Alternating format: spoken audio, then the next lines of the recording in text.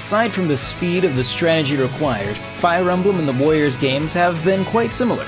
Both feature a wide variety of weapons, require the ability to adjust tactics on the fly, and feature a big cast of characters. Fire Emblem Warriors is definitely the shortest game in the series, with a somewhat rote story, but the game is one of the most cathartic things I've played in years. The story mode gets off to a hot start, but is maybe a chapter or two too long, even if it would be considered short for a main Fire Emblem game. The existing characters don't have a lot of room to grow and tend to stick to slightly exaggerated versions of their original characterizations. The only exception, oddly, is the Fates character, whose catchphrase was literally "I am betrayal," who remains loyal.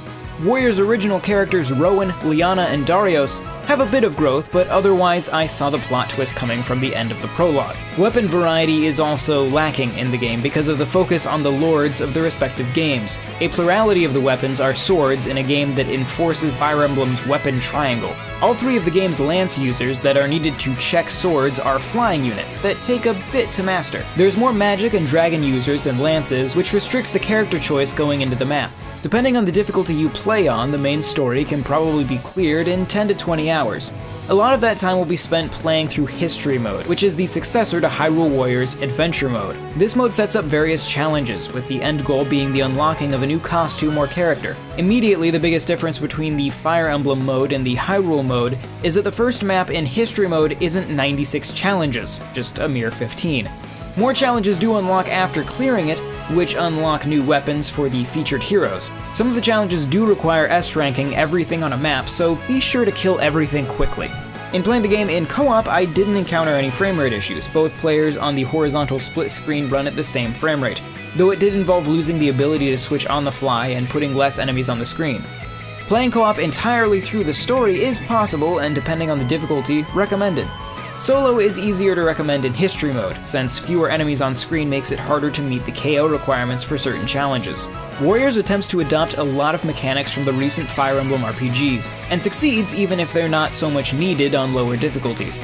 There's a path split when dealing with the Fates characters, and it's possible to pair up with another unit during maps to have them jump in for an attack or defense, as in Awakening. As mentioned above, the weapons triangle is present, and if the unit under control isn't well above the enemy's level in battle, it will take forever to bring them down. I made the mistake of taking on a lance user with a high-leveled sword lord in an arena-type battle, limited healing, and it took about 10 minutes to bring them down.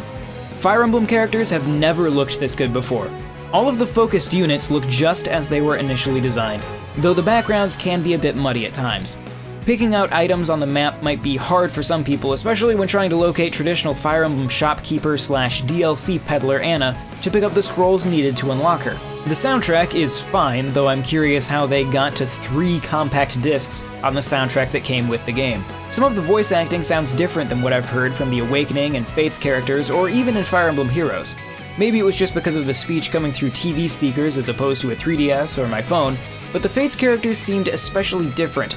Longtime fans may need a few lines to adjust. I have a soft spot in my heart for the Warriors titles because after a long day of work, it's fun to take out my various frustrations on thousands upon thousands of units.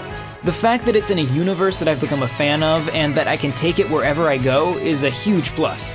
There's a few holes in the game that the Season Pass might alleviate somewhat, but the core package of Fire Emblem Warriors is still worth diving into.